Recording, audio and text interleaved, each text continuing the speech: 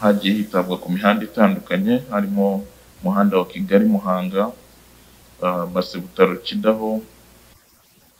Ikindi cyitabweho ni ukureba kongera access kuri electricity cyangwa gukwirakwiza umuriro. Harimo gahunda isanzwe yo kongera umuriro mu gihugu kuri utugari twose.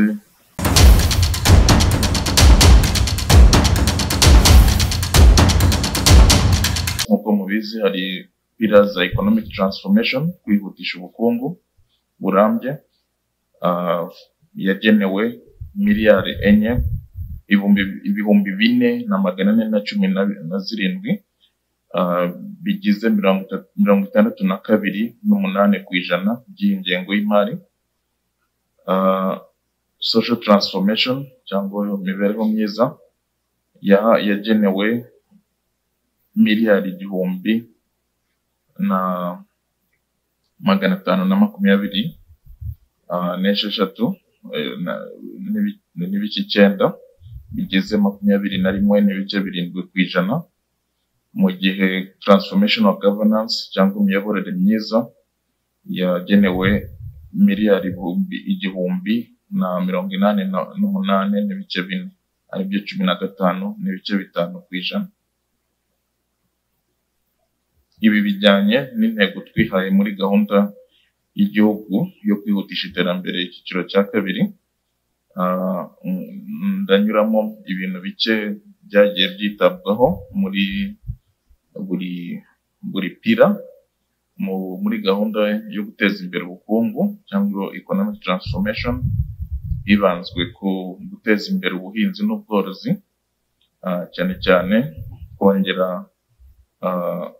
ikoreshwa ry'inyongeramusaruro, guhangana n'impinduka n'ingaruka z'imihindagurikire y'ikirere, kongera ubuso bwuhirwaho, kurwanya isuri n'ibindi. Hakaba harimo nanone kongera ibicuruzwa byoherezwa mu mahanga binyuze mu buhinzi, kongera stock ya National Strategic Grain Reserves, ari ububiko bwa leta bwo kugira ngo tubashe kuba twahangana n'ingaruka z'ibiciro bihindagurika ku isoko, no kugira ngo ibe yagoboka igihugu mu gihe habaye risks zitandukanye. Ikindi cyitabweho ni ukureba kongera access kuri electricity cyangwa gukwirakwiza umuriro. Harimo gahunda isanzwe yo kongera umuriro mu gihugu kuri utugari twose, kugeza kuri ibyo bikorwa remezo by'umuriro ahantu hatandukanye harimo habyara umusaruro cyangwa hatanga umusaruro, productive areas. Harimo kongera imbaraga z'amashanyarazi no kugira imishinga itandukanye itanga umuriro. Harimo Nyabarongo 2 hydropower plant na Kivuwat phase ya kabiri. Ku bijyanye n'amazi, access to clean water, amazi, water and sanitation, harimo komeza gukwirakwiza amazi mu bice bitandukanye by'imijyi no mu cyaro.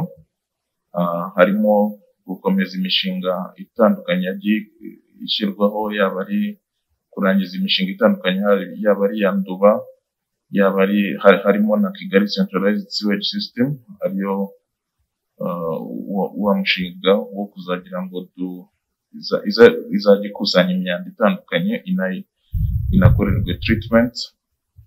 Mu mihanda hagiye hitabwa ku mihanda itandukanye, harimo umuhanda wa Kigali Muhanga, Base Butaro Kidaho, Prince House Giporoso Masaka, n'indi mihanda y'imihahirano iri mu bice bitandukanye by'igihugu.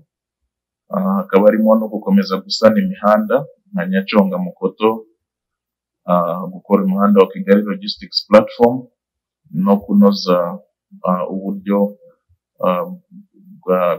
bw'imigendekere muri umujyi wa Kigali binyuze mu mishinga itandukanye.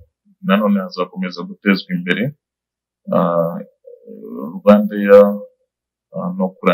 no gukomeza umushinga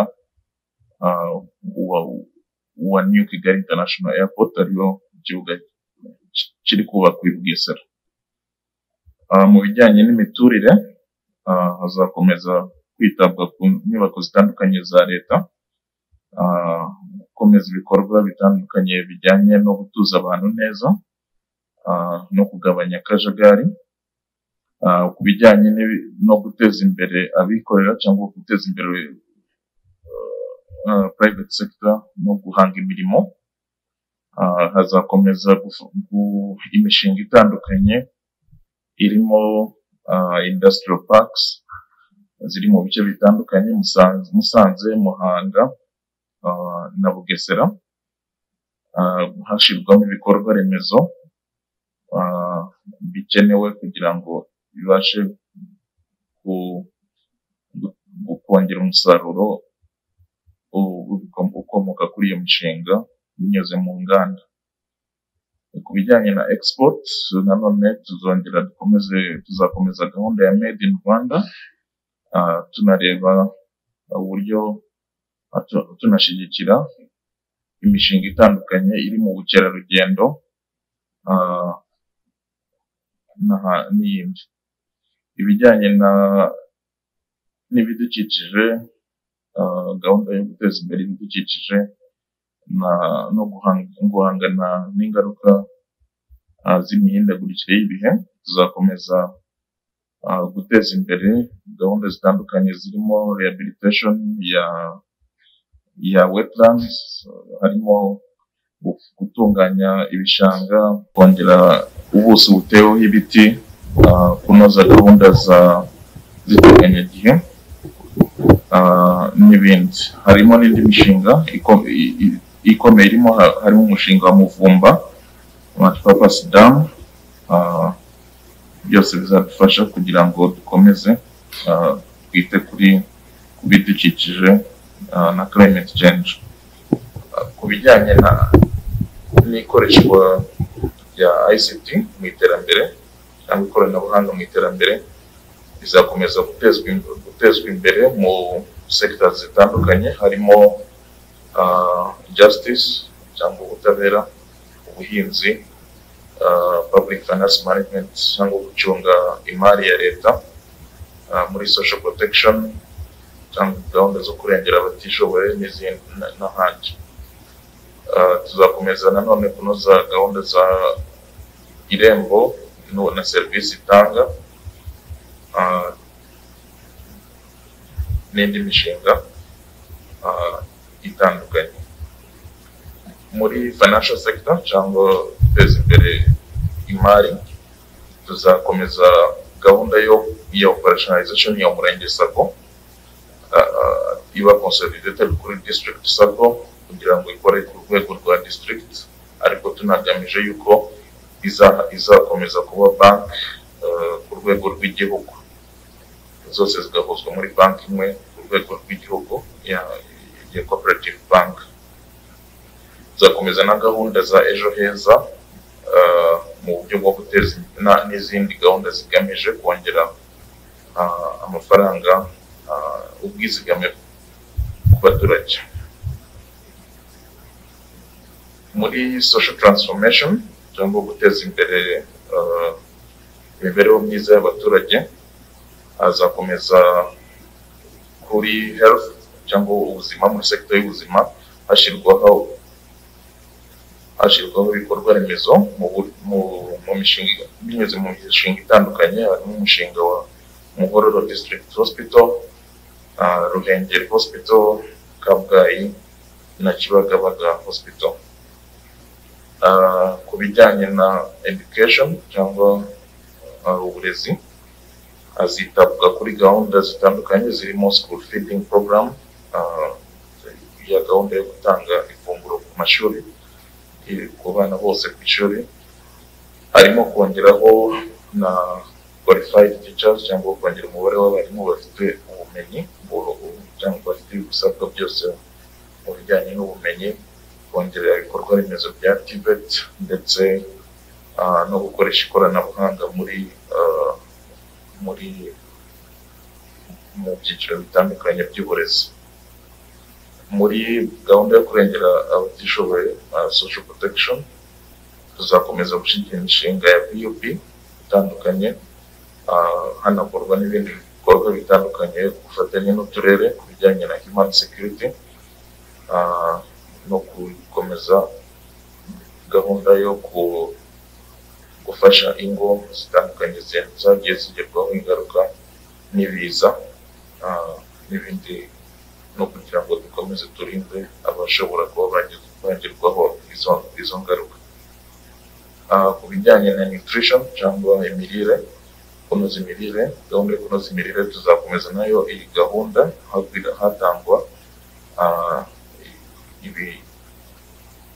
hatangwa commodities zitandukanye, harimo za shisha kibondo n'izindi, kugira tunoza na gahunda ya ECD, dukomeza na gahunda ya ECD muri rusange, ari childhood development.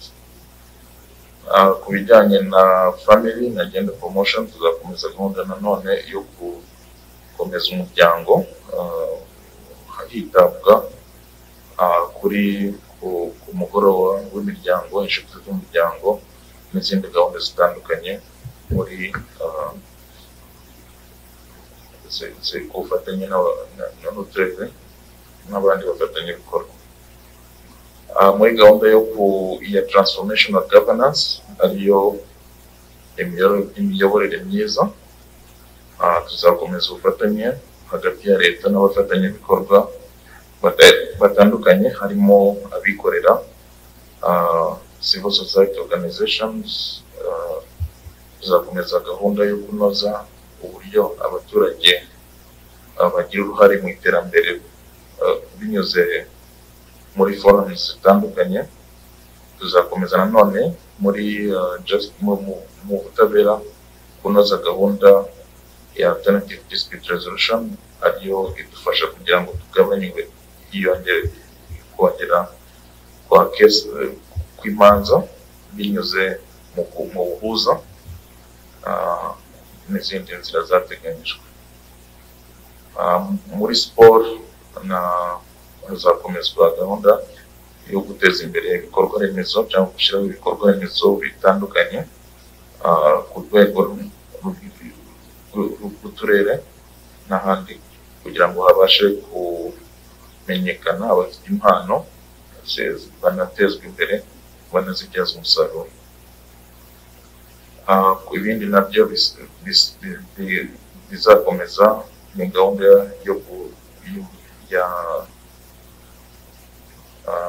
ni muri foreign affairs na international cooperation. Ni ukuvuga ngo tuzakomeza gahunda yo kwita ku mibereho, ku mibanire y'ibihugu, diplomacy. Tuzakomeza na peace and security, umutekano n'ibindi bisanzwe. Kuri nsubiye ku byo twaganiriyeho muri mu mbanzirizamushinga, aho twitaye ku bitekerezo bitandukanye byagiye bigaragazwa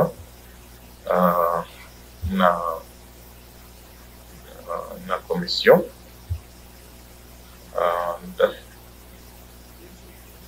n'inteko ishinga amategeko, yego binyuze kuri raporo ya komisiyo.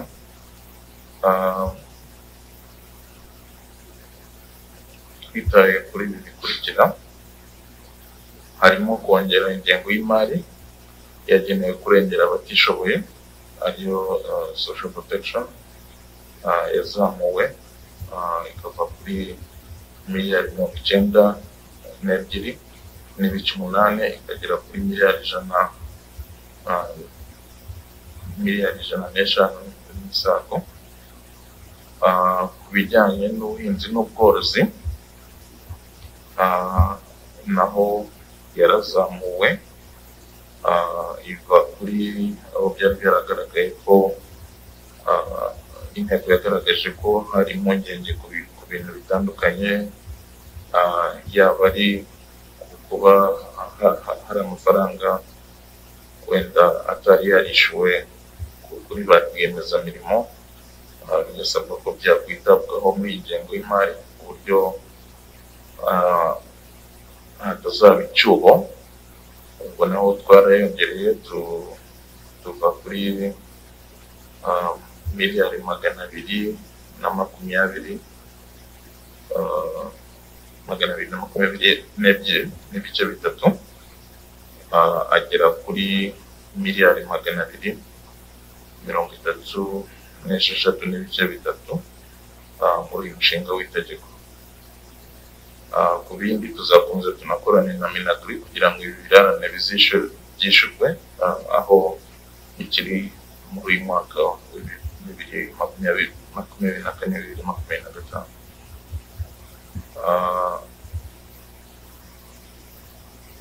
Hari ibitekerezo byatanzwe ku turere dutandukanye twagiye tugaragara ko tukiri inyuma mu iterambere cyane cyane ku bijyanye n'ubukene. Muri gahunda nk'uko byagiye bigaragara muri A7 ya 7 muri uyu mushinga w'itegeko twagiye dukorana n'inzego zitandukanye harimo RODA, Minaloc n'izindi kugira ngo turebe imishinga yihariye izakorwa muri utu turere. Ariko nanone tuzirikana yuko muri block grant formula cyangwa buba buryo dusaranganya amafaranga atangwa mu turere dutandukanye, twita no kuri tuba turere dufite ubukene. Ariko iyo ni gahunda ikomeza irenga no kuri uyu mushinga w'itegeko, turere twita no ku yindi mishinga y'abafatanyabikorwa niyo yaba itanyura muri mu ngengo